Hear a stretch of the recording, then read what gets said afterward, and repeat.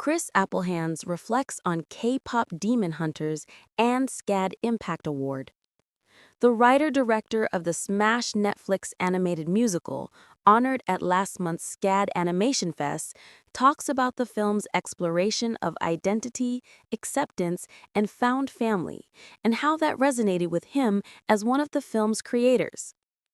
When K-pop Demon Hunters co-director Chris Appelhans took the stage at SCAD Animation Fest last month to receive his and Maggie Kang's Impact Award, he had three pieces of advice for students after animation is the fucking best.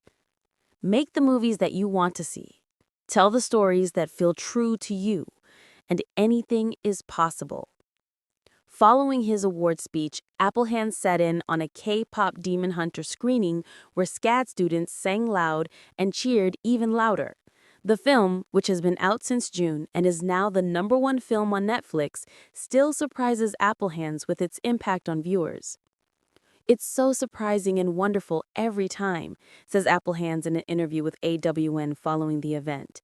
"The intensity is shocking. But these things are such a crazy collaboration, and animation students know that above all. They know what a personal and time-consuming and painful process it is to write and draw and animate and light.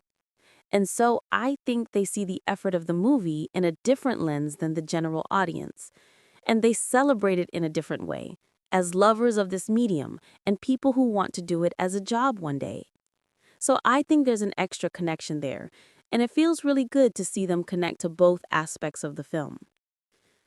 Appelhans' award presentation and K-pop Demon Hunter screening was the closing event of SCAD's annual 3-day animation celebration. This year's slate also including a Legends of Animation award presentation for Phineas and Ferb co-creators Dan Povenmire and Jeff Swampy Marsh, and special SCAD show theater panels for Prime Video's The Mighty Nine, Warner Brothers' Batfam, Crunchyroll's Let's Play, and more. While the enthusiasm flowed aplenty for all the festival events, SCAD Show had never before hosted so many screaming Hunter X enthusiasts and glowstick wand wavers as they did the final night of festival. "I remember when we got to watch the final movie and the final mix on the big stage at Sony," remembers Appelhans. "We were all pretty high by the end of that. We were all euphoric. It's a high that keeps getting higher." Kang and Appelhans' Sony Pictures animation film, which follows a Korean girl band as they balanced in duties of becoming famous K-pop idols with demon hunting and saving the world, has reigned as the top film streaming on Netflix, breaking previous viewing records. Not only that, but the film's fictional girl band, Hunter X, has also hit #1 on the Billboard Hot 100 chart, the first all-women collective to achieve this feat since Destiny's Child, in 2001. The song that landed them there was also performed live by Hunter X singers EJA, Audrey Nuna, and REIAM on The Tonight Show starring Jimmy Fallon, where the trio was awarded with a platinum record.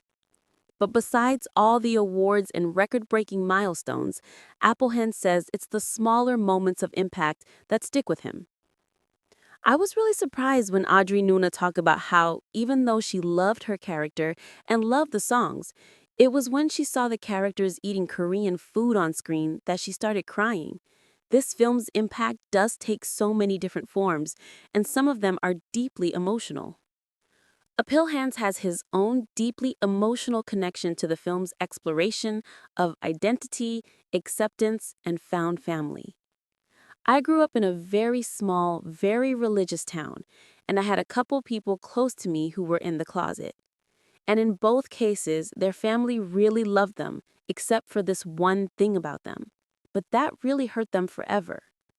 Eventually, they found a place in the world where they could have unconditional love. They found people who would love them, all of them. Knowing what they went through and knowing the pain of feeling like there's a part of you that's not okay, but you know so deeply that you can't change it, but you're being told that it shouldn't be there, really added a connection to this project for me."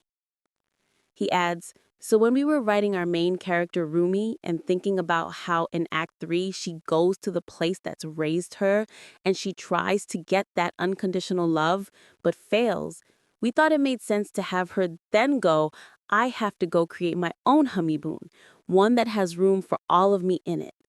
I think that's what so many people have had to do. They had to find their way to live.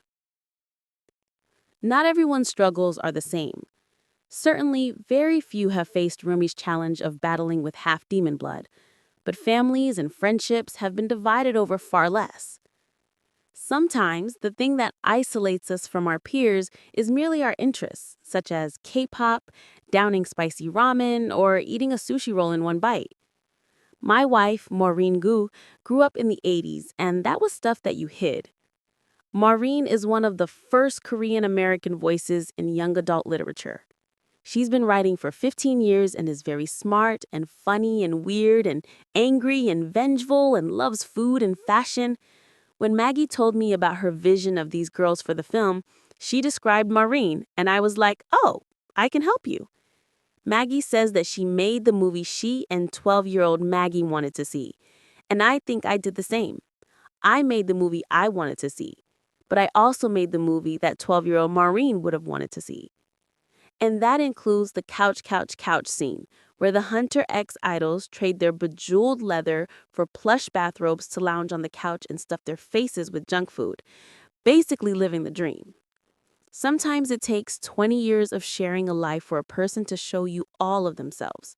But Maureen was always like, you are going to love me in my pajama pants. You're going to love me when I'm spilling ramen all over myself, and you're also going to love me when I'm looking all cool and awesome. It's a lot of lived experience together that I tapped into for this film. I was really happy that she liked the movie, and I loved seeing these 10-year-old girls looking at Rumi, Mira, and Zoe and seeing these characters be cool and weird and think, cool, I'm going to be awesome and weird too, because I get to be both. As for the friends from my hometown, they've seen the film. One of them actually reached out after they saw it. They didn't get too specific, but they told me it meant a lot. And yeah, that meant a lot to me too. There are a lot of feelings hidden under the surface of this film.